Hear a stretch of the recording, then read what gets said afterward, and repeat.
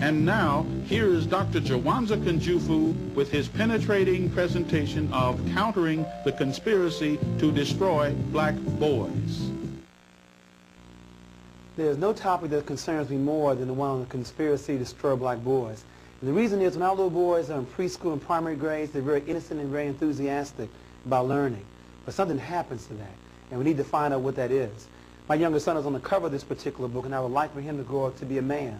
Like many of you already told me, that you have sons and male students as well. Now there's two parts of the conspiracy, Volume 1, and this is Volume 2. In Volume 1, we raised 4 questions. First question is, when did the conspiracy start? Who is against black boys? Why is there a conspiracy against them? And what exactly is the conspiracy? That's in Volume 1. In Volume 2, we look at the relationships between mothers and their sons. That must be studied. We also must look at female teachers and black male students. That must also be studied. We must look at some case studies. In other words, many of us are doing a very good job developing black boys to be men. What is it that some of us are doing that others are not doing? And then last but not least, a program called the Rites of Passage into Manhood. See, it used to be we knew when black boys became men. But now many of us don't know when we're men. It's how much reefer we smoke, how much wine we drink, how many babies we make. Until black men spell it out to black boys what it means to be a man, this conspiracy will continue. But let's go back to Volume 1. When did it start? And as we begin to look at that, I want to also share with you why we call it a conspiracy to destroy black boys. You see, contrary to belief at birth, there are more black boys born in the world than there are girls. It's close, but it's 1.03 black boys born in the world to 1.0 black girls. Hear me clearly. At birth, black boys outnumber black girls 1.03 to 1.0. A brief 18 years later, it is now 1.0 available, and that's the key word, available black men, to 1.8 available black women. Almost 2 adult women for every 1 adult man. Now the only question that should be going through your minds right now is what happened? We keep raising the wrong question. We keep asking, why do black men hang on corners? Why do black men lack direction? Well, if you ask this question, you answer the question 18 to 30 years too late. It is not a conspiracy to destroy black men. It's a conspiracy to destroy black boys. If you destroy him as a boy, he'll never become a man. And I can look around the room and tell you know where are they. If they are not available to black women, where are they? Call the roll. In jail, there are 329,000 brothers in prison right now. 1 of every 4 brothers will go to prison. Where else? Or death. There's numerous ways that we die. There's homicide, suicide, drugs, war, high blood pressure, and the leading killer among black men, lung cancer. Our love for cigarettes, especially cool. Smoke them all day long, die the exact same way. Cool. Where else? We have prison, death. What else to make us unavailable to black women? Yes, homosexuality. As you said earlier, 1 of every 9 men in this country are homosexual. Where else? Yes? Hospitalized, institutionalized. Okay, so institutionalization, and there's not only in terms of hospitals, but also mental institutions, and of course, when they get released, many times being homeless. There's still one other large popular area. Thimby? They marry white women. Okay, interracial marriages. Now I want to pause there for a moment, because you would think if anybody is going to marry outside the race, it would be black women. You got 2 black women for every 1 black man.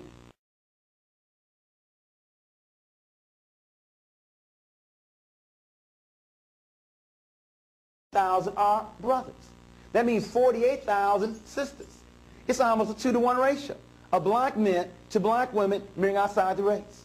But remember, as you said in the earlier workshop, if the definition of beauty is light skin, long hair, and blue eyes, why stop with Renee, the light-skinned sister? Why not get you the real thing? There's some serious problems here. And then black men tell me, I can't find a black woman to understand me. You mean out of 20 million black women, you can't find one to understand you? You don't need a white woman, you need a psychiatrist. But that's another workshop on relationships. But I just want to share with you, we got some very serious problems. But to tease this audience, black women are tired of being by themselves. And in the earlier issue of Essence magazine, the article said, guess who's coming to dinner now? Black women are tired of being by themselves. In other words, brothers, you can't have it both ways. You can't have 2 black women to choose from and still marry a white woman. You can't have it both ways. Black women are tired of being by themselves. Now, that's with regards to the stats, why we wrote the book, because we saw the shortage of black men. But what we want to begin to find out is, when did it start? You see, it's called the fourth grade syndrome. Studies show that black boys may be the best students in the country up until the fourth grade. So we wanted to find out what your son, a male student, was doing at the beginning of the third grade, then at the end of the seventh grade, and then measure the progress. Let me give you 3 examples. We had a little boy 5 years ago on the Alva reading test score at the 98th percentile in the country. In other words, a walking genius. That means only 2% male, female, white, or black had a higher score than he at the beginning of the third grade. At the end of 7th grade, the same boy now drops down to the 35 percentile. Engineer potential here, pimp or pusher now, scores should have improved 5 years, instead they only improved 1.3. 2 more examples. We had a little boy at the 92nd percentile. He dropped down to the 24th percentile, and his scores only improved 2.1. But let me give you the average example. We had a little boy at the 63 percentile. He dropped down to the 4th percentile, and his scores didn't improve a year, a month, a week, not even a day. There are 3 critical stages in black boys' development: infancy to 9, 9 to 13, and 13 to 18. You see, it's easy to see the negative behavior here when he's already dropped out, laid up on some street corner lacking direction. It's more difficult to see it around 9 years of age, when they begin to sit further in the back of the class, when they begin to ask less questions, when their ball becomes more important in their book, when they begin to cheat on their tests. We appeal to you to turn your sons and male students on early. Teach them how to read early. Teach them the beauty of being black and believing in God early. But many of us have waited, and we have waited almost too late to develop black boys to be men. You know what I'm getting at. America spends $2,300 on Head Start. They spend $38,000 on prison. If Reagan wanted to balance the budget, I can show you save about $36,000 per person. It's much easier to educate than it is to incarcerate. Now you raise the questions. How long do you stay in Head Start? Year? 2 years at the most? How long do you stay in prison? The rest of your life? Question number 1. Question number 2. Does Head Start work? A 19-year study documents that Head Start works.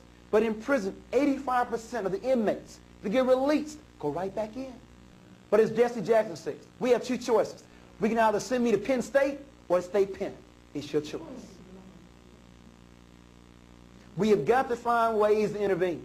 Now, we have a whole workshop just on the 4th grade syndrome. I now want to ask you, what are some of the reasons you feel to explain why black students, especially black boys, were doing so well K through 3, and now scores declining in the intermediate and upper grades? What explains it? Yes? The learning style changes abruptly in 4th grade from what might have been more right brain activities in the primary grades into all of a sudden all left brain activities. Okay, so a change in learning styles or methodology from the teacher, from a holistic learning style to a left brain. Okay, very good. Any others? Yes? I think that there's a lot of rejection on the part of the female teachers in the classroom. And the rejection increases with the upper grades? Why do you think it increases? Because of the students, perhaps his natural makeup, hyperactivity, and that sort of thing. And that may be increasing. Well, it may be increasing because we're now expecting them to stay in school or stay in a chair even longer. Okay. Any others that contribute to this 4th grade syndrome? We have a change in learning style. We have the teacher's outlook on the student. What else? Yes? The student becomes more culturally aware and differs significantly from the teacher often. Okay. So the child's now becoming more aware of their culture and racial identity. Okay. Very good. Any others? The major reason you have not given yet, and maybe that's why this problem is still with us. Terry?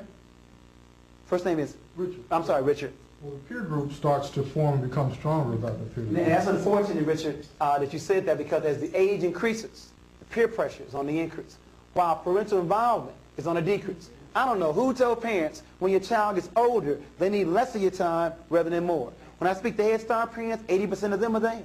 Elementary school, 30%. High school, almost a joke. We have to work on that. That's another workshop, too, on parenting all the way through, not just in those quote-unquote tender years. But the major reason, it's not on the board yet. Still looking for it. Yes. Go in. I think, too, that young boys, and particularly young black boys, in the primary grades, they have many mother figures, and they have very few men figures, and particularly black male figures. And I think it makes a big difference come grade 4. I agree with you wholeheartedly. I think it's the major reason. And let me now get my first position. I sincerely believe to get some white ball players, I'm going to do that. If it means going an extra step to get some black students in debate and science fairs, I'm going to do that. Because they are committed to having students involved in both academic and athletic competition. Because it sharpens your skills. And we are concerned about that. In other words, let's move away from the varsity approach to academics, where you only have the top 1 or 2 students representing the school. We believe in the intramural approach. We believe in a class of 30 students, let's have 6 teams of 5 players. Let's have everyone involved in athletics. Let's have everyone involved in academics, because competition sharpens the skills. But you know what's sad? Even schools give more glory to their ball players than their scholars. In other words, for the basketball winners, they get these big trophies. For the debate team, they get these little certificates. Where are the pep rallies for the honor roll? In other words, we give them to the basketball team, but why not to the academic scholars and achievers as well? In other words, we are illustrating where our priorities are. We want to change that priority. We've got to find ways to infiltrate the peer group, to get them all involved in both academic and athletic competition. Some other ideas on this. The University of Michigan did a study when you and I were growing up, and they wanted to find out what was a major influence on children. The University of Michigan reports in 1950 that the greatest influence on children was the home, followed closely by school, then church, then peer group, then television. Now, Gwen, you probably call these the good old days. Home, school, church, peer group, and television. Hold your brothers, we give you 1980, 1985. Home is still number 1, but the streets, the peer group, that's what we're talking about, is now in the number 2 position. Television and video games are number 3, predicting number 1 sometime this year. School has now dropped down to the 4th position, and I'm sorry you can't find church anywhere on a map. A whole lot has happened in 30 years. I want to again pause and look at the peer group, your greatest source of competition. In other words, the power of the peer group is because they look like each other. You will always emulate those people that look like you. What am I getting at? Connected to the classroom? I became a writer to make sure I'm not misquoted. A white teacher can teach a black child math because expectations transcend race. Don't misquote me. I'm in no way saying that a white teacher cannot teach a black child because expectations transcend race. But a white teacher cannot teach a black child how to be black. In other words, in order to be a black engineer, you need to see a black engineer. The power of the peer group, they look like each other. In other words, when I ask black boys across the country to name me 5 black male entertainers, they don't have a problem. Name 5 black male athletes, they don't have a problem. But when I ask them to name me 5 black men with college degrees, they have all kinds of problems. In other words, if we cannot increase black staff at your school, then what I recommend you do, like what St. Louis is doing, is have a central role model program. So we begin to bring in black role models on a regular basis. So we don't want to take the white teacher out of class, but if he or she has to stay there, then we want every week or at least once a month role models coming in so our youth can see black achievers. And we need to centralize that kind of program. The power of the peer group, they look like each other. Another secret about the peer group. You see, in most classes, let me do it this way, I'll use another sheet. In most classrooms, you have 30 students and you have 1 teacher. And it's almost 30 against 1. That's how it's phrased. 30 against 1. You always lose with odds like that. We have got to find ways to get the odds in our favor. In other words, I recommend that a teacher identify who the leaders are. You see, we must get them to buy into our value system. We must find ways to infiltrate the peer group, to inculcate our value system into theirs. And that first of all means identifying who the leaders are. And let me give you a secret. The leaders don't walk around saying, with a t-shirt, I'm the leader, I'm running the class. They deal with body language. They deal with eye contact. And so the first step is, do you know how to identify the leader? And then once you do, either before school, after school, or some break, pull him or her over to the side and try to inculcate your value system into theirs.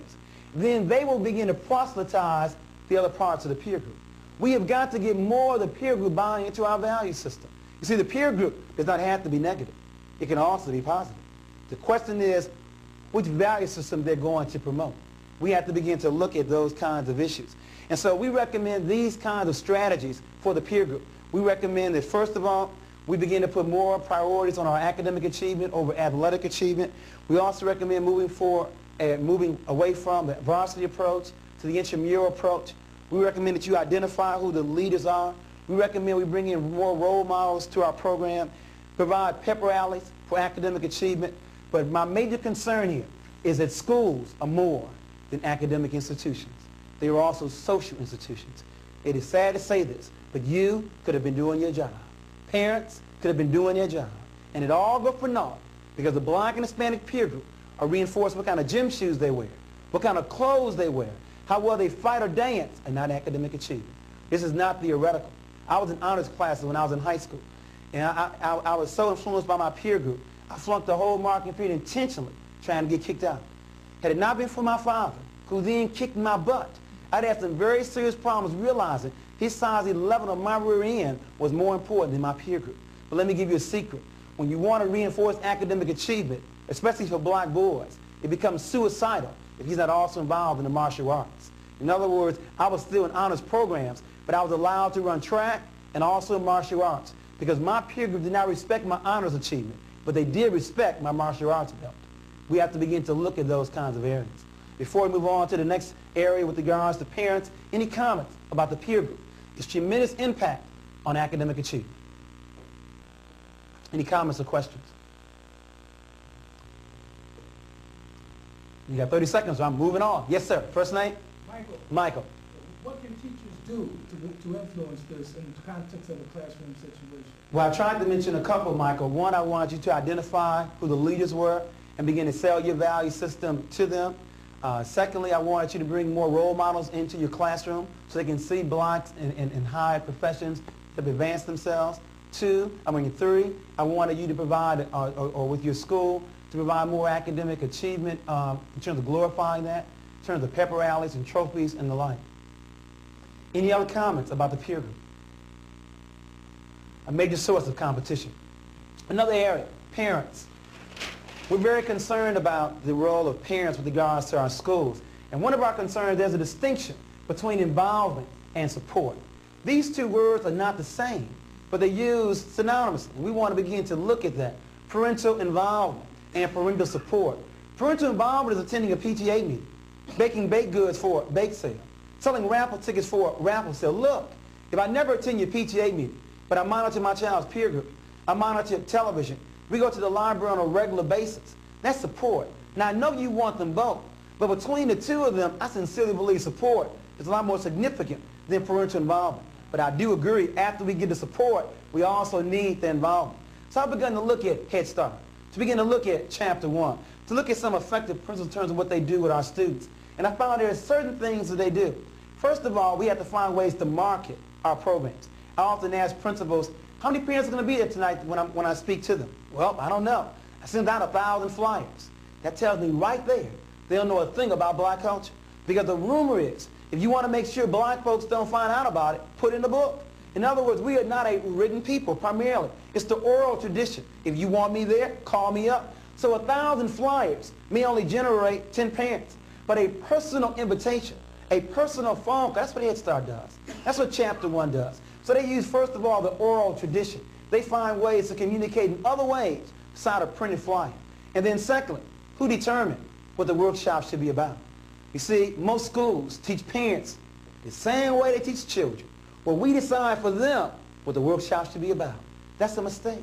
In other words, if you know that parents are younger these days, are less mature, are changing demographics, then before giving them a workshop on their child's development, why don't you give them one on their own development, on relationships?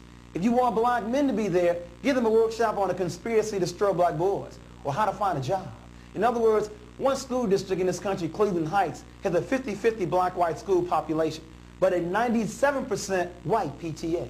They wanted to bring me in to get more parents to come out, but they were concerned with the title. The title says developing positive self-images and discipline in black children. If they kept the word black in, the white parents may not show up. But if they don't keep the word black in, the black parents may never attend. They keep the word black in and broke a record that night.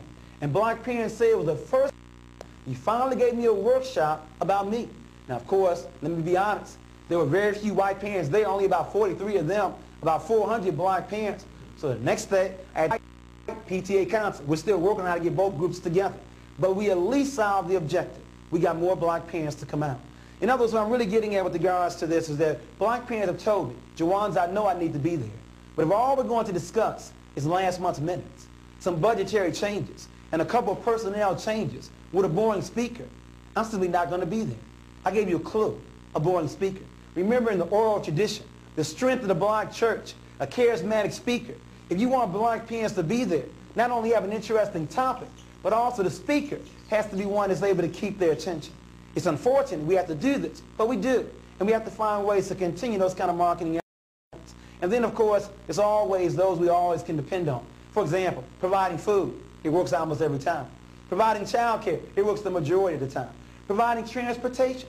If your meeting is at night in a low-income, crime-ridden area, you may need to provide security. And then the one that works every time, have the children perform. In other words, parents, black, white, and Hispanic, and Asian, they all love to see their children perform. You know how many programs I've been on where the choir, not the class choir, the school choir sang before them. And then the person says, oh, and by the way, we're bringing Dr. Jawanza in for a 30-minute parent workshop. And to make sure you stay, and then the choir will then come back with their clothing selections. It works every time. We have to find those kinds of ways. And why do we have to do that? We have to do that because before 1954, when we had teachers who lived on the same block, who went to the same church, see, black parents have always trusted the teachers. They've always felt that you were the primary educator. I'm now telling parents, unfortunately, you may not be the primary educator. You may not know what's best for their children. A little later on, we're going to discuss on the conspiracy to destroy black boys, the black children are 17% of all children in this country, but they're 41% of all the special ed children. Now, 17 doesn't equal 41. And it gets worse. If a black child is going to be labeled EMR, LD, BD, 85% of the time, it's going to be a black boy. And you see, it's called a staffing, where you have this white principal, white psychologist, white social worker, white teacher, or black in skin but not in consciousness, all telling this parent to sign on the dotted line. And because black parents believe in you, they say, well, whatever you think is best. Now, white parents may agree to LD, but they're not agreeing to the watered-down curriculum of EMR and BD, because they realize that they are the primary educators of their children. And so you can't have it both ways. You can't on the one hand say you want them to be the primary educator, and then when they question you, get offended. You know what they told me? I'm not comfortable talking to teachers. In other words, here we are with our BAs, MAs, and PhDs, and use that kind of jargon vocabulary with these parents. In other words, if you're so secure in your degrees, then why don't you communicate with them? I believe as Jesus said, what you do unto the least of these, you also do unto me. When you are educated, you know how to serve. Many of us are uncomfortable talking with these parents. And so we have to begin to work on those kinds of issues. But some other ideas, because our time is running so tight with regards to parenting. There's a rumor going around that low-income parents cannot produce high-achieving students. Do you believe that? There's also a rumor going around that single parents cannot produce high-achieving students. Do you believe that? And so we don't believe it either. So my book on images and Reginald Clark's book, Family Life and School Achievement, we looked at that. Low income, high income. Single parents, two parents. And what we found out was it was not how much money was in the home. It was not how many parents were there. What it boiled down to was the quality of the interaction. In other words, if you want to produce high-achieving students, we identified 5 common characteristics. First of all, in the high-achieving homes, these parents believe that the world is going to be better for their children. You know, in some homes, the parents are already downtrodden, already beaten, and they transmit a dismal attitude to their children. Well, now in the high-achieving homes, these parents say, well, it may not be all what I want it to be, but it's going to be better for my children. They first of all transmit hope. Secondly, in the high-achieving homes, these parents are consistent with their children. You know, in some homes, mama got one rule on Monday, another rule on Wednesday. Not here. There's consistency here. Third, in the high-achieving homes, these parents are complimentary to their children. You know, in some homes, every other word is 4 letters. Not here. These parents praise their children. Fourth, in the high-achieving homes, these parents give their children high expectations. And then last but not least, besides transmitting hope, being consistent, being complimentary, giving high expectations, these parents believe that they are the primary educators of their children. In other words, there have always been 2 kind of parents in America. There's a teacher-parent conference. You want to talk to the parent. Now, the first kind of parent, not in this study, will probably pass the buck. Will probably say, well, I don't know what to do with them either. I got some of my own problems. Can you solve some of mine too? The first kind of parent will pass the buck. But then you get the second kind of parent who listen to you very carefully. And upon conclusion will say very softly, thank you very much for telling me about my child. Now, if you can just leave us alone for a moment, I can assure you, you won't have that problem anymore in life. Now, you leave the meeting, You don't know what goes on behind closed doors, but it must be like The Godfather, where the parent gave the child an offer the child could not refuse. Or as Bill Cosby told Theo on the first day of the show, I brought you in here, and I'll take you out. Now, these are the kind of parents we like to have more of. In other words, we want to come back and have a detailed workshop with your parents. It's a 16-step parent involvement program. And it first of all starts with establishing goals. See, I believe if you're going to be a good parent, you have to establish goals for your children. And once you have goals for them, then you can go into stage 2, a home program. But you see, you can't even go into stage 2 if you aren't clear on stage 1. In other words, when I ask black and many parents what kind of goals they have for their children, I hear things like, well, as long as he don't beat me, as long as he gets a job, as long as he stays out of jail. Well, see, if your goals are weak, then your home program will be weak. I have 2 sons, 15 and 10. I only have 3 goals for them. First of all, I want them to put God number 1 in their lives. Secondly, I want them to be committed to the liberation of black people. And then third, I want my sons to be the employer rather than being the employee. Now the question is, if these are the goals to my sons, what kind of game plan, home program, or strategy can I develop that will hopefully, and I said hopefully, that's a key word. You see, I control the process. I don't control the result. It's like this workshop. How I give the workshop, my business. How you use the workshop, your business. There's no way I can ever guarantee any of this for my children. You see, I sleep good every night because I understand what I control. I control the process, not the result. But the question is, if my home program is my process, if I want them to put God first in their lives, should they go to church?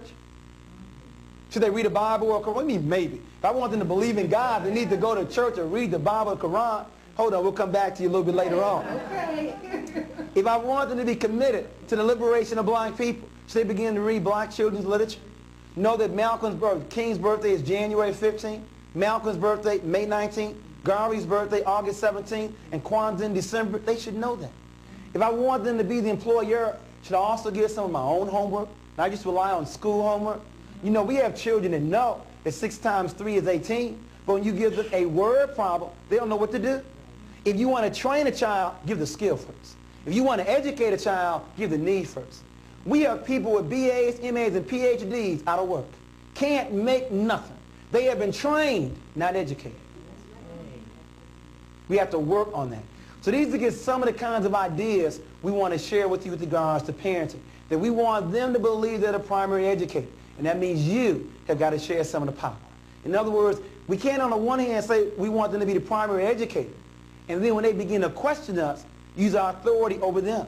In other words, it should be a 50-50 proposition with regards to this child's development.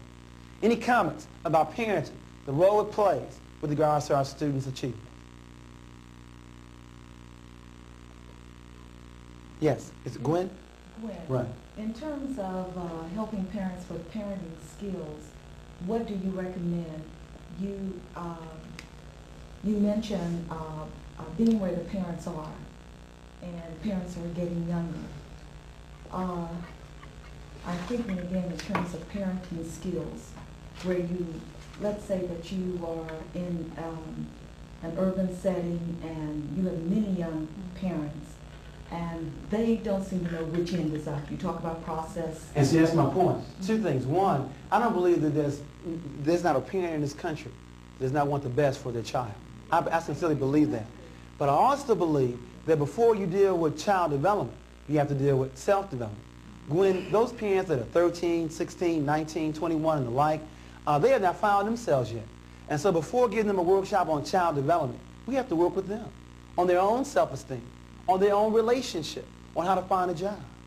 So I believe many times we have not asked them what kind of workshops they're interested in. And Head Start is more successful because they ask the parents what they need, rather than us deciding for them what they should have.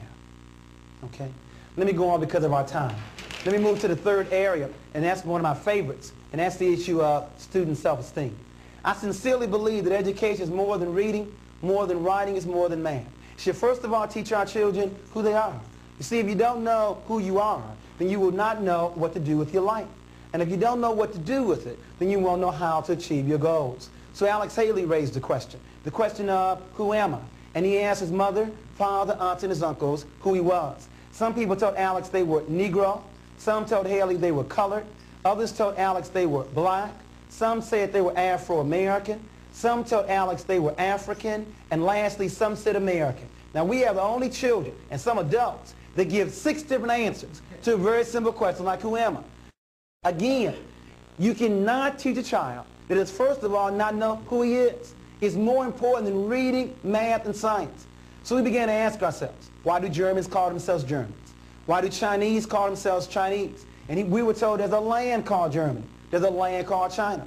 So let's go back to a world map. Germans are Germans, land called Germany. Chinese are Chinese, land called China. Let's go to a world map. Is there a place in the world called Negro land? What about color land? What about black land? What about Afro-American land? There's only 2 answers left, Africa and America. But be honest, what comes to most of our children's mind when they hear the word Africa? Tarzan? Running around, no clothes on? Be honest. And what about America? Red, white, and blue, and apple pie? That's because of this word right here, which is nothing but his story. You didn't know that? It's all history is. It's somebody's story. You know what I'm talking about. Columbus didn't discover America. He was lost. And the end discovered him. And Abraham Lincoln didn't free any slaves. Or another way to look at it, my story. It's very, very close to the word mystery. And I want to clear up a couple of mysteries right now. The book is titled Great People, Past and Present. What happened to a people that built the pyramids and yet now live in projects? What happened? What happened to a people that were the first to read and write using a term called hieroglyphics and yet now can no longer read or write? In essence, what happened to a people in terms of Egypt? It's amazing. King Tut came to America and we didn't realize that King Tut was one of us. Somebody mysteriously took Egypt out of Africa and placed it in the Middle East. Now, how do you take a country out of a continent and then call it something else? As a result, we didn't realize that Egypt is in Africa. Egyptians are Africans, and we were the ones that built those pyramids. But my new history book, Lessons from History, Celebration in Blackness, for elementary, and there's also one for high school. You see, we are concerned about some issues here. The first one being, where do you start? You see, we have found that many black youth are embarrassed talking about the history. The Jews, now about the Holocaust, but us about slavery. I think one reason is where you start. The law says where you start will determine where you end up. Now, where do you want to start our children? If they started in 1619, they start on a plantation. That means they'll probably end up in a ghetto. But if you start 4 million years ago on a pyramid, they end up being free. Now, where do you want to start? On a plantation or on a pyramid? Because depending upon where you start will determine where they end up. Our first problem is we've been starting in the wrong place. And you cannot discuss 4 million years in 28 days. Black History Month. Now, I'm glad we got the month. It used to be a week. But you can't discuss 4 million years in 28 days. It's simply not enough time. And then the other issue, what are we going to discuss? You see, if all we're going to discuss are names and dates and events, then you can do that in about 28 days. When was King born? 29. When did he go to D.C.? 63. When did he get the Nobel Prize? 64. When did he die? 68. That would never change. But if you want to make it relevant, you connect the past with the present and with the future. In other words, what were our mistakes? Because the mistakes you want to avoid. And the strengths you want to reinforce. I'll say it clearly. Those that don't know their history, don't know their mistakes, are destined to repeat it over and over and over and over again. Our children need to know their story. And it did not start here. And it should be more than just names and dates and events. But let me calm down and go on. There's still 2 answers left, Africa and America. But there's a tremendous difference between who you are and where you're born. My hometown, Chicago, the ex-mayor, Daley. If you had asked Daley where he was born, he'd have said he was born in the USA. But ask Daley who he was. Ask him where his roots are. And he'd say his roots are in Ireland. Next stop, East Coast, Philadelphia. The ex-mayor there, Rizzo. If you ask Rizzo where he was born, he too would say the USA. But ask Rizzo who he is. Ask him where his roots are. And he'd say his roots are in Italy. But I think you know what I'm talking about. You and your husband, you and your wife are traveling across the world, and you're pregnant, and you gave birth to a child in Russia. Would your son or daughter be Russian? You're not sure? Next stop, China. And you gave birth to a child in China. Would your son or daughter be Chinese? Hold on. You still not sure? Suppose you gave birth to a child in an airplane in the middle of no place. What are you going to call your child then? Delta Airlines or United Airlines? Just because you're born in America doesn't make you an American. If someone asks you where you're born in America. But if someone asks you who you are, where your roots are, you either say African American or European American or Mexican American, but the who always comes first. Education is more than reading. It should first of all teach you who you are. But you know what else it should teach you? It should make you feel good about yourself. Now the question is, what makes you feel good about yourself? What gives you strong self-esteem? Well, we believe first, your relationship with God. Second, unconditional love from your parents. Third, high expectations from teachers. Fourth, feeling good about your race, color of your skin, and texture of your hair. And lastly, knowing what your talents are. Because of time, I want to look at this one, the issue of race. There's a rumor going around that some of us, hopefully not in this room, are still using terms like good hair. And that to me is deep. You see, if you know what good hair is, then you must know what bad hair is. If you know what pretty eyes are, you must know what ugly eyes are. That's dialectic, the law of opposites. Our bestseller for children is called Colors Around Me. We believe that our children come in all different colors. But no matter what color they are beautiful just the way they are. Now, what I've noticed speaking to the primary grade children across the country, they clap for all of them. So the Emily is brown like chocolate cake and very pretty. And Robbie is red like cinnamon rolls and very handsome. The primary grades clap for all the children. But the upper grade laugh at Michael, who's black like licorice candy. And they also laugh at Joseph, who's black like ebony wood. Now, you would think that the older our children are, the greater self-esteem would be. But exactly the opposite. And my question to you, what is it about America's images where the longer these children live here, the less they feel about themselves? And remember, Renee is golden like a peach. And the upper grade clap for Renee, and they laugh at Joseph. Well, the reason is very simple. We allow somebody else to define for us what beauty is. If America defines beauty as light skin, long hair, and blue eyes as beautiful, haven't they told you what ugly is? It must be the exact opposite. It must be dark skin, short hair, and broad features. Once you know what is, you automatically know what's not. But you know what's amazing? When I was in Florida, I found Europeans trying their best to run down to Florida to get a suntan to look like us. And then I found us running home with Noxzema and cream trying to look like them. You didn't know that racism is a sign of insecurity? People that are secure are comfortable with differences. Only insecure people, we need to rationalize because they are different. It makes them better. But let me tease you one step further. It's the first day of school, and Renee comes walking to your classroom with her pretty dress on, her hair floating in the wind. And like all little boys, Joseph comes in behind her. But on this day of accident, on his way to school, did not make it to the executive room in time. Now, do you sincerely believe that Joseph can learn as much as Renee? If you don't, you are unfit to teach our children. There are teachers who believe that Renee is smarter than Joseph. And when they believe that, you just become smarter than Joseph. Do you know how many black women, even in this room, can't swim, afraid their hair's going to go back? Go back to where? Where are you afraid of it going back to? This is deep. Do you think that what happened in slavery is over? Read Peculiar Institution by Kenneth Stamps, the slave-making process. We have to work on those kinds of issues. Before we go into our next workshop on curriculum, any comments about student self-esteem, the role it plays in academic achievement? I believe you cannot do a good job in school if you don't like the way you look. Yes? How do you attack the racial self-esteem within the peer group? For example, a boy saying she's good looking for a black skin or dark skinned girl or vice versa. How do you attack that in the peer group? What are some ways of looking at it? I think we have to confront it head on. In other words, the real damage now is not done between white and black. It's done among the black peer group, black adult as well. And so we have to confront that. We have to show them the beauty and strengths of their color. In other words, we don't have time to discuss this afternoon, but what are the benefits of dark skin? What are the benefits of your natural hair? See, we hear all about the benefits of being light-skinned or being white or having European-style hair. What are the benefits of dark skin? There are a lot of benefits. Yes?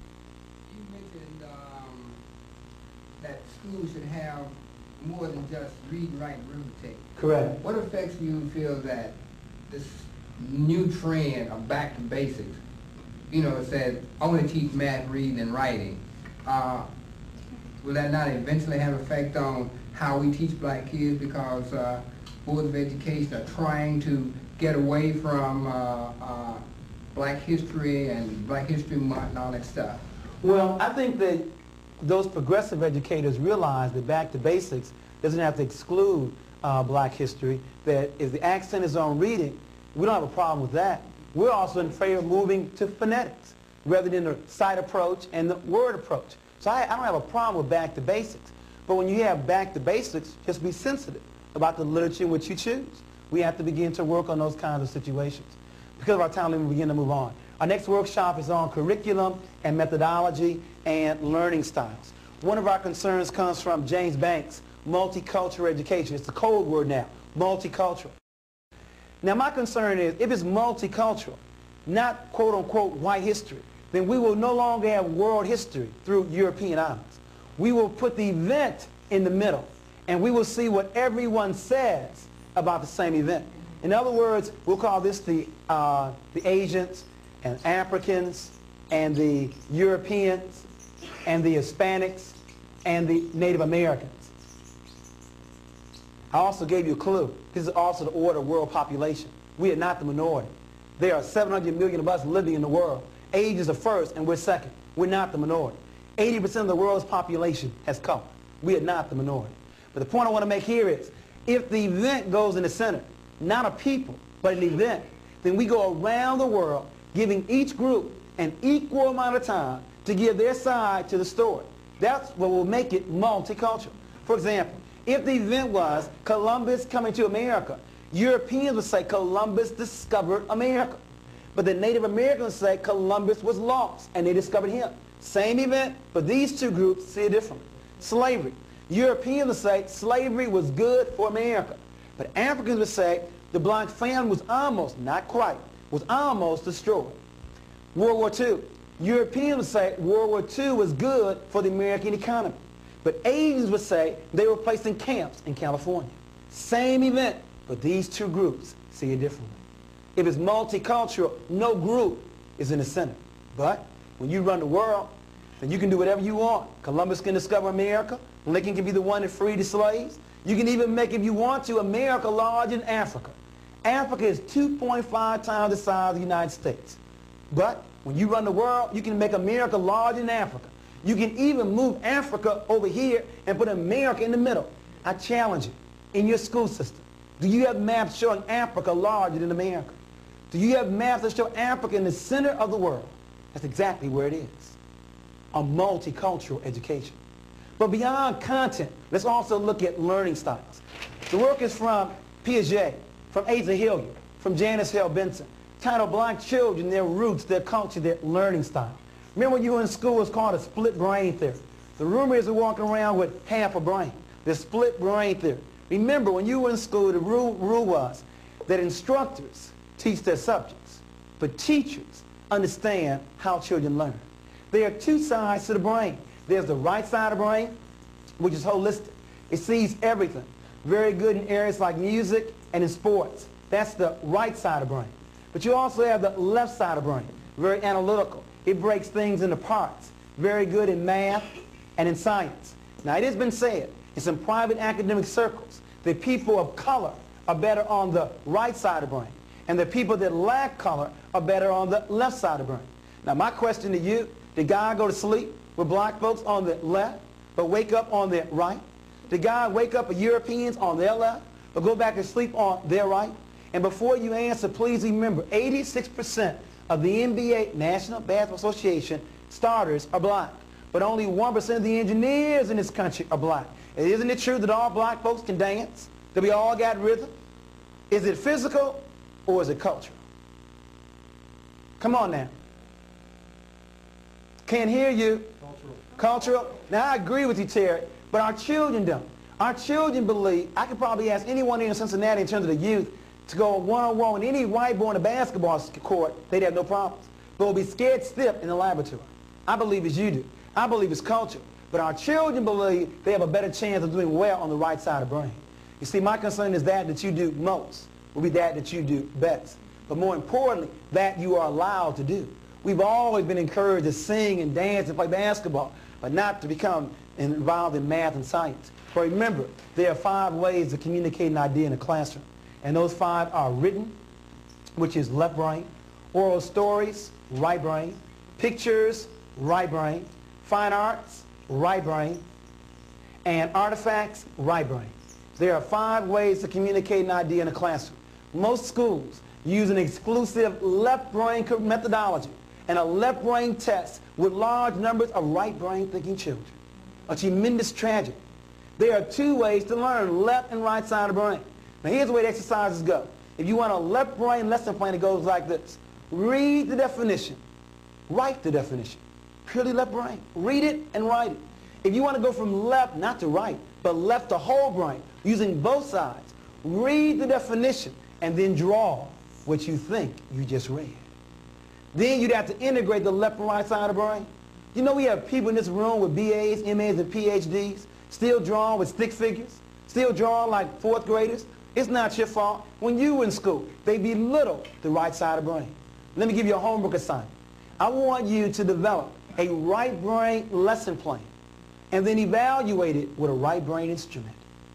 We have got to find ways to meet our children where they are. They have a strength that we have not been using. And I wish we could have a lot more time on this major area of learning styles. But because of our time, we're now down to about 5 or 7 minutes. I want to now move into the best for last. I want to now look at teacher expectations. I want to now talk about you. I'm now quoting from the work of Wilbur Brookover and Ron Edmonds. They wanted to find out what was the major reason for academic achievement. I am proud to report third, not number one, is the student's socio-economic background. Some of us still keep believing, well, how much money is in the home? How many parents are there? It is not number one. It is third on the list. The second is the school per pupil expenditure. Some of us still keep believing, well, what color is the school bus? How thick is the carpet? Well, that is also not number one. How much money is in the school or in the home has never been number one. Number one has never changed. Number one remains teacher expectations. Tuscaloosa, Alabama, 1920. One-room school shack, 40 students. The roof was leaking. Only 2 books, and all 40 students learned. Beyond Piaget, beyond Montessori, beyond Glasser, beyond Goodlad, education boils down to one word and one word only. Do you believe that our children can learn? That seems very simple. The key word is expectations. You know the program. It's called TESSA. Teacher expectation, student achievement. The theory is if you increase this, you increase this. What we found out was teachers are human. Many teachers lower expectations on 4 factors. Brookover gives those 4 as race, income, gender, and appearance. In other words, many teachers lower their expectations based upon the race of the child, the income of the child, the gender of the child, and how the child looks. One teacher wanted to give me another I want to share with you now. She also said, Jawanza, I know it's not right, but I also am affected by the parents show up. In other words, I've noticed I respond differently to certain children if I know the parents are involved. I know it's not correct, but that's exactly what I do. 5 major areas that affect expectations. So again, the program is called TESSA. It goes into your classroom with a video camera, with your peers, with an administrator, trying to see if they can monitor expectations. And you know the 3 strands of TESSA. One is response opportunities. Another one is feedback. And the last one is personal regard. What TESSA attempts to do is to see if you can give all 30 children the same number of opportunities. TESSA believes you learn best when you're involved in the process. Now this is very hard to do. If we were talking about a white teacher with 30 white children, or a blind teacher with 30 blind children, to give all 30 children the same number of opportunities to respond. TESSA believes this is necessary in order to grow and develop. Now, many teachers say is, well, Jawanza, the reason why I don't call on Willie is that Willie don't know the answer. Well, see, the problem is, when you stop calling on Willie back in October, if you wanted to call on him now in May, he wouldn't know the answer because he believes you're not going to call on him anyway. And then the other one I hear so much of, well, time is so tight. I can't afford to waste time on Willie. Well, see, the problem is, that may be correct in the short term. But when we talk about somebody's life that we're now destroying, that could be involved in prison later, in the long term, it's better to call on Willie now than have him taking all that money from us in prison later on. We've got to begin to look at having all the children involved. And then the next area, feedback. 2 students, Willie, the low achiever, and the high achiever. You call on Willie first, he gets the answer wrong. You probably stay with Willie 1 second, then you go on to Ann. She also got the answer wrong, but she's your higher achiever. So you stay with Ann a little long. Come on, Ann, you know it. And they begin to give clue and clue. 5 minutes later, Ann finally comes with the answer. In other words, it becomes a self-fulfilling prophecy. That Ann feels better about herself because we've given her more feedback, more reinforcement. And then, of course, the last one, the one I'm concerned about the most, and that's personal regard. That's attitude. Tessa believes you should touch the children. Let them know that you care. Let them know that you love them. So what happens? We send teachers to Tessa training, and they come back saying, I touched you. I love you. I like you. But the problem is the children know it's still not there. It's not real. This cannot be taught. You either love them or you don't. In Cincinnati or wherever we are in the country, please don't put all the schools in the same category. Ron Evans, before he died, developed the Effective Schools Project. What makes effective schools? There are three major factors. One, they have strong leadership. In other words, please don't think every school in Cincinnati or in Princeton County School District are in the same category. Because first of all, good principals spend very little time in their office. You see, the good ones are instructional leaders. They're involved in the classroom. They're involved in the corridors. In other words, they realize they should be involved in the educational process. They get there early and stay late. Paperwork done early. They get involved with the students throughout the day. Good principals also have workshops for their teachers, especially in the third and fourth quarter, where you begin to have teacher burnout. You don't need me now in August and September. Oh, but in January and March and April, where you have teacher burnout, there's some serious problems there. I know you're not going to like this. I also believe the principals should take their teachers out to lunch. Have Teacher of the Month awards. In other words, a good principal is a good coach. They have to find ways to keep their staff motivated. Good schools have strong leadership. Secondly, they have teachers, as I said earlier, who give high expectations. What am I getting at? It has been said that in low-achieving schools, the most negative room in the school is the teacher cafeteria. Because in that room, you hear comments like this: you can't help these children. These children can't learn. And you know what happens? For the new teacher just coming in, they get swayed the negative way. But you see, in a high-achieving school, the principal plants a spy in the teacher cafeteria. They want to know who's making those kind of comments. It's amazing. The good teachers in 201 and 206, you know what they tell me? They don't go to the teacher cafeteria.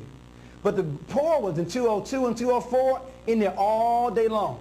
It's amazing how the negative forces do a much better job of organizing than the positive forces. And then the last factor, time on task. There are many schools giving children a lot more time on instruction than other schools. We have to work on these three areas: strong leadership, high expectations, and a lot more time on task. Closing point. There are three kinds of adults in our classrooms: instructors, teachers, and coaches. We have a lot more instructors than we do teachers. Let me define terms. An instructor means just that. I teach chemistry, teach geometry. I got mine, you get yours. And they mean that. They only deal with their subject matter. They don't deal with learning style. They don't deal with motivation, self-esteem. It's not in that job description. I got mine, you get yours. Now you know what's sad? With a high dropout rate, we have a lot more instructors in the upper grades than we need to.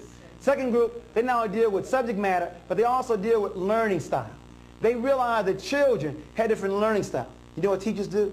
They give right brain lesson plans as well. And they use right brain ways to evaluate learning. Not just a test, but hands-on learning activities. And then the last group, they not only deal with subject matter, not only deal with learning style, but they also deal with motivation. They also deal with self-esteem. What am I getting at? You see, a coach understands. Here's how instructors do it. Class, turn to page 10. Now the students probably turn the same level of enthusiasm you said turn to page 10. A coach realizes, I can't teach these children. They first of all don't believe I asked them to offer them. So a coach would close the book and begin to ask, what do your adults tell you? You know what I found out? They say two things. One, get a good education. And the second thing you tell me is to work hard.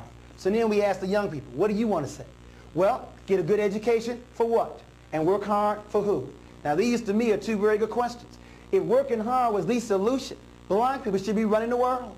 Do you know anybody who's worked harder than us? Our children are tired of being the employee. Quit telling them to get a good education, to get a good job. Teach them they can also be employer. But the real issue here, as our time begins to run down, a good education. They watch you with your good education. But many of us work a J-O-B. Now, if all the good education got you was a J-O-B that you don't like, that means you never end up living for T-G-I-F, money. Now, if all you have to do is motivate them with some money, our children are sharp. There are other ways to make this besides a good education, with the four main sources being drugs, sports, music, and crime. You are not going to motivate black youth if all you have to offer them is money. Closing point, the issue is not money. The issue is talents. You didn't know? I'm at work right now. You see, if you have a job, you watch the clock all day long. But if you have a career, then you know where your talents are. And you love what you do so much, you'd be willing to do it for free. But because you do it so well, you get paid for it. Last question. I want all the instructors to raise their hands. I want all the teachers to raise their hands. I want all the coaches to raise their hands. Very good. Thank you very much. Give yourselves a strong round of applause.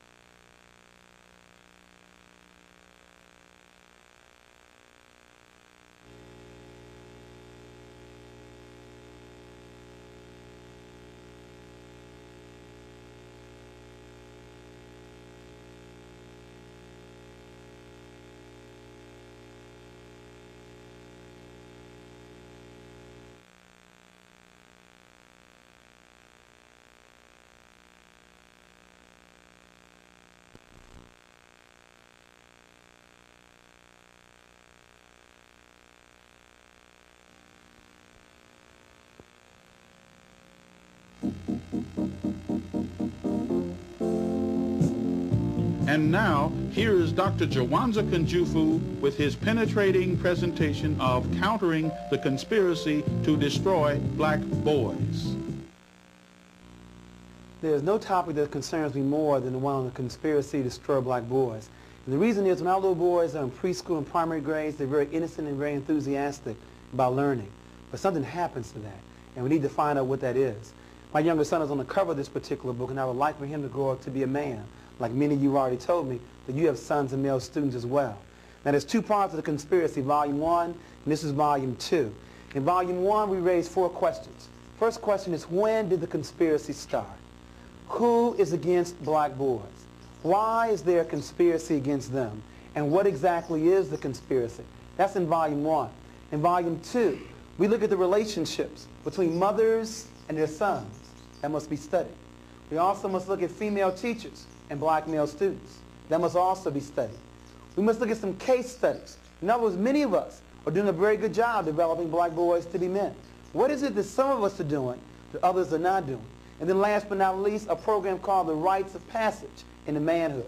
See, it used to be we knew when black boys became men. But now many of us don't know when we're men. It's how much reefer we smoke, how much wine we drink, how many babies we make. Until black men spell it out to black boys what it means to be a man, this conspiracy will continue. But let's go back to Volume 1. When did it start? And as we begin to look at that, I want to also share with you why we call it a conspiracy to destroy black boys. You see, contrary to belief at birth, there are more black boys born in the world than there are girls. It's close, but it's 1.03 black boys born in the world to 1.0 black girls. Hear me clearly. At birth, black boys outnumber black girls 1.03 to 1.0. A brief 18 years later, it is now 1.0 available. And that's the key word, available black men, to 1.8 available black women. Almost 2 adult women for every 1 adult man. Now the only question that should be going through your minds right now is what happened? We keep raising the wrong question. We keep asking, why do black men hang on corners? Why do black men lack direction? Well, if you ask this question, you're asking the question 18 to 30 years too late. It is not a conspiracy to destroy black men. It's a conspiracy to destroy black boys. If you destroy him as a boy, he'll never become a man. Not going to look around the room and tell you know where are they. If they are not available to black women, where are they? Call the roll. In jail, there are 329,000 brothers in prison right now. 1 of every 4 brothers will go to prison. Where else? Or death. There's numerous ways that we die. There's homicide, suicide, drugs, war, high blood pressure, and the leading killer among black men, lung cancer. Our love for cigarettes, especially cool. Smoke them all day long, die the exact same way. Cool. Where else? We have prison, death. What else to make us unavailable to black women? Yes, homosexuality. As you said earlier, 1 of every 9 men in this country are homosexual. Where else? Yes. Hospitalized, institutionalized. Okay, so institutionalization, and there's not only in terms of hospitals, but also mental institutions, and of course, when they get released, many times being homeless. There's still one other large popular area. Thimby? They marry white women. Okay, interracial marriages. Now I want to pause there for a moment, because you would think if anybody is going to marry outside the race, it would be black women. You got 2 black women for every 1 black man. But as Thimmy pointed out, it's exactly the opposite. There are 164,000 interracial marriages, of which 116,000 are brothers. That means 48,000 sisters. It's almost a 2-to-1 ratio of black men to black women marrying outside the race. But remember, as you said in the earlier workshop, if the definition of beauty is light skin, long hair, and blue eyes, why stop with Renee, the light-skinned sister? Why not get you the real thing? There's some serious problems here. And then black men tell me, I can't find a black woman to understand me.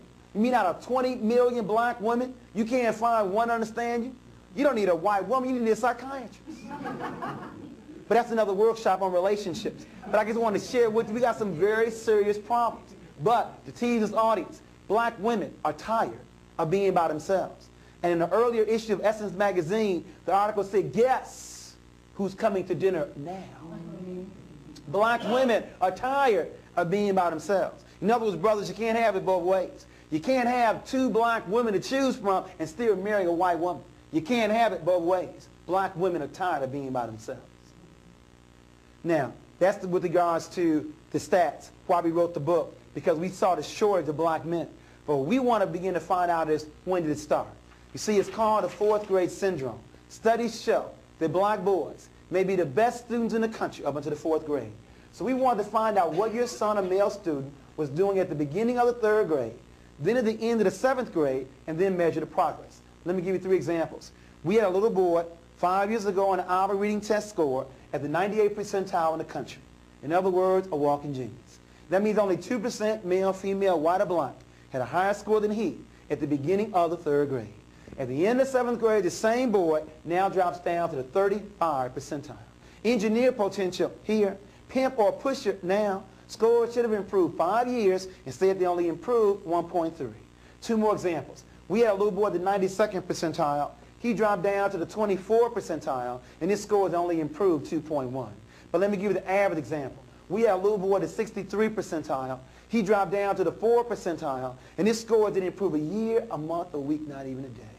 There are 3 critical stages in black boys' development: infancy to 9, 9 to 13, and 13 to 18. You see, it's easy to see the negative behavior here when he's already dropped out, laid up on some street corner lacking direction. It's more difficult to see it around 9 years of age, when they begin to sit further in the back of the class, when they begin to ask less questions, when their ball becomes more important than their book, when they begin to cheat on their tests. We appeal to you to turn your sons and male students on early. Teach them how to read early. Teach them the beauty of being black and believing in God early.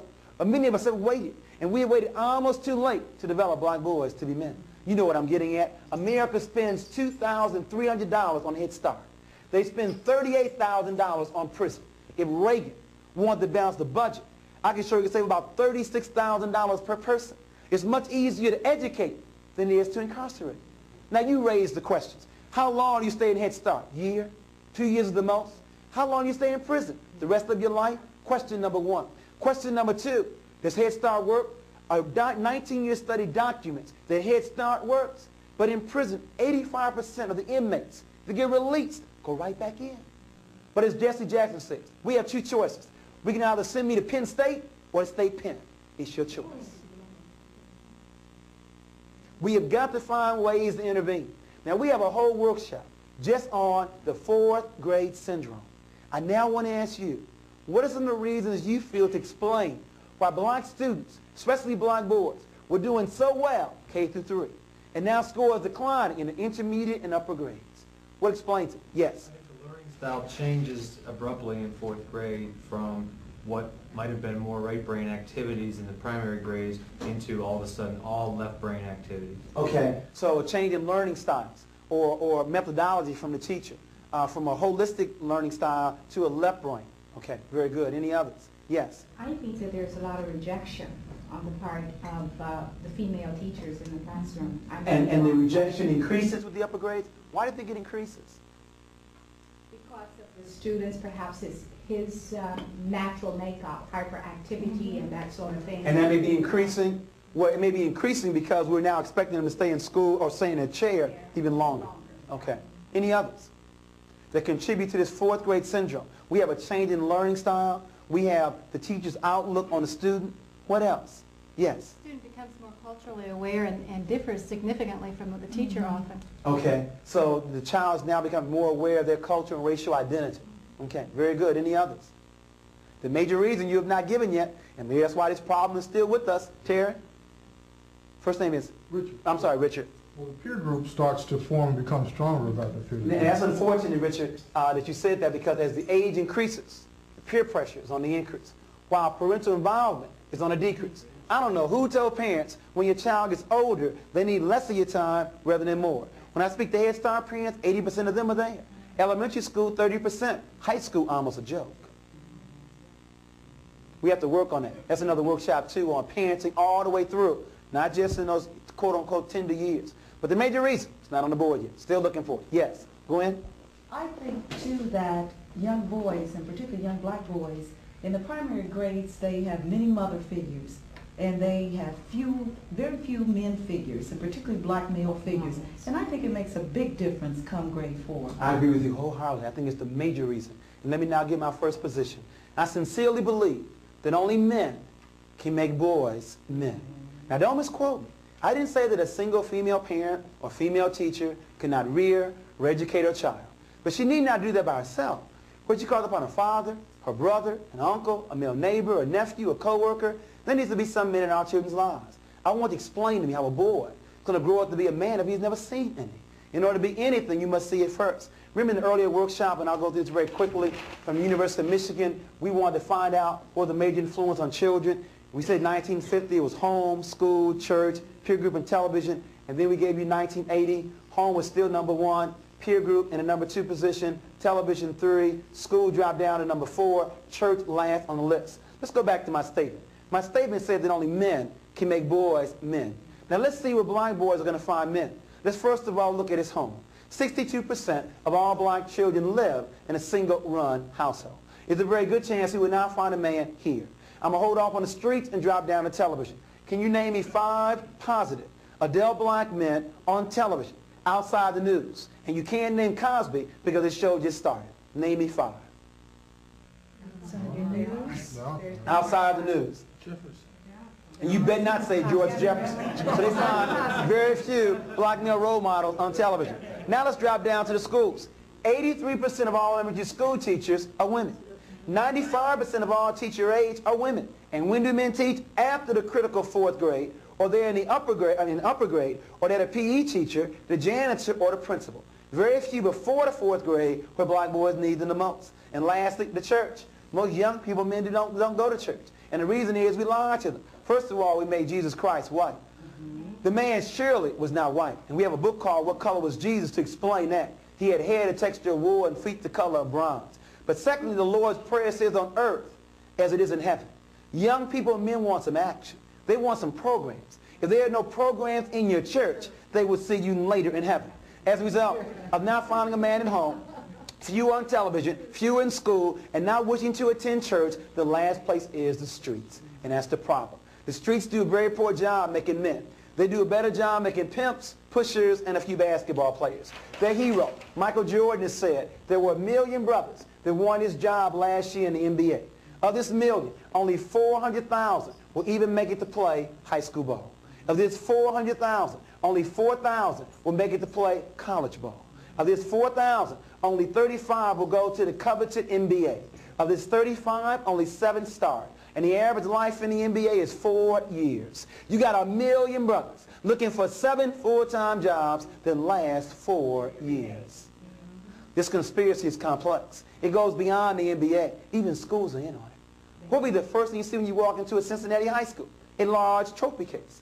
In other words, even schools give more glory to their ball players than the scholars. That's said in the earlier workshop. Where are the pep rallies for the honor roll? In other words, even school, I can understand the NBA, but even schools give more glory to their ball players than their scholars. This conspiracy goes beyond the NBA, though.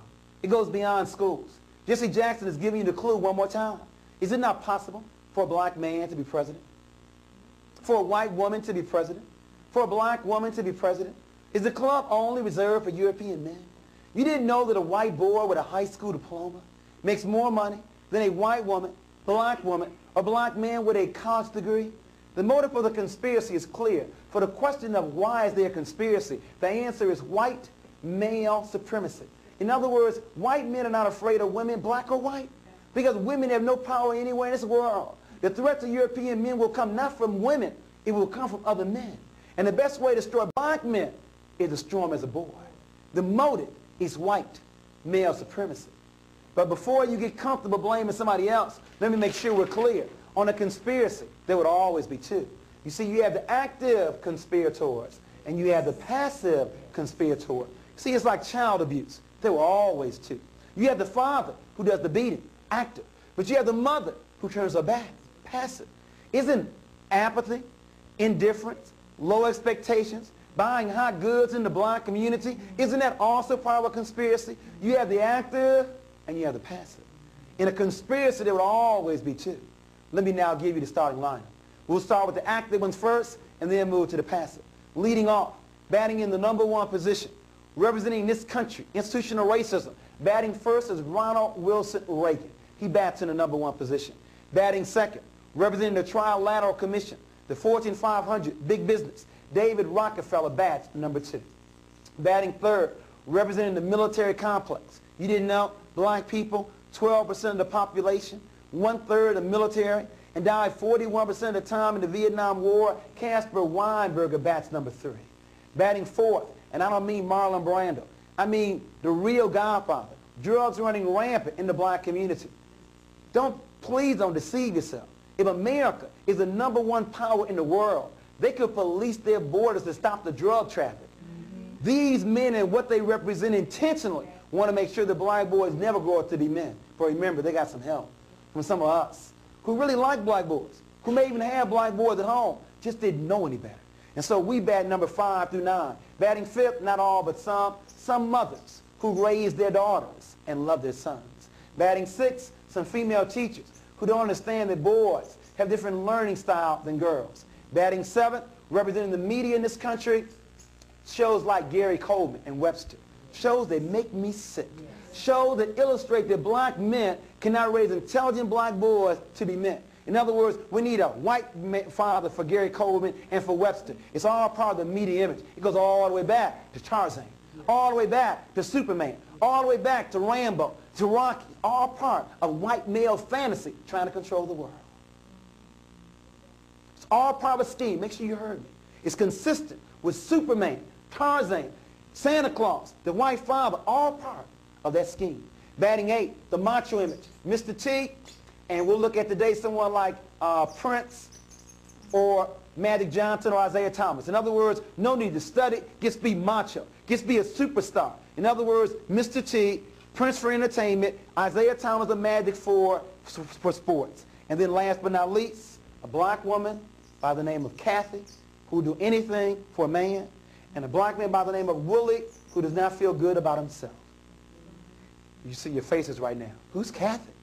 You have to stay to the end to find out who's who. The starting lineup, Reagan, no, you don't know who Willie is, though. We got a new theory for you now. We used to end with Donna and Kathy, but now we're going to give you the Eddie Willie theory. We have a new one. So we have we have Ronald Reagan, David Rockefeller, Caspar Weinberger, the Godfather, some mothers. I didn't say all, some. Some mothers, some female teachers, the media image, macho in sports, and Kathy and Willie. These people and what they represent, intentionally or subconsciously, want to make sure that black boys never grew up to be men. Let's now look at the active ones first. I want to make sure we start in the right place. The conspiracy did not start with black mothers. It started somewhere else. We must start where it began. It began with active conspirators. I want to now look at them first. In looking at the active conspirators, I want to make sure we understand that these kind of terms don't make sense. We are not the minority. In other words, there are 4.5 billion people living in the world. Of this number, 80% of the world's population has color. That means only 20% of the world's population lacks color. Now you tell me who's the minority. You see, it's called the African Triangle. It goes all the way back. We're not the minority. We're only a minority when we allow ourselves to be divided up from our brothers and sisters in Nigeria, in Jamaica, in the United States. Look at this African Triangle. After all these years, other than the way we're dressed, you can't tell who's who. There are 1 billion people living in China alone, and we are second.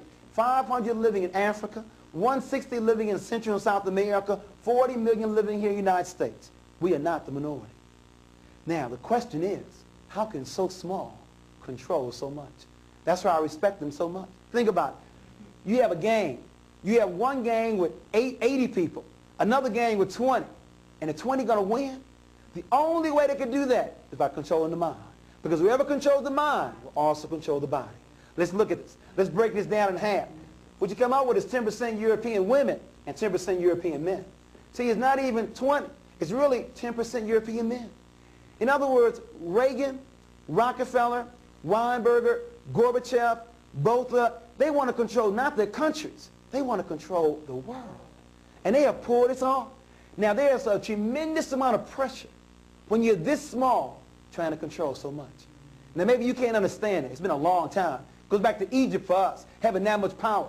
But can you imagine that small number trying to control the world? A tremendous amount of pressure is on that small group with that much power.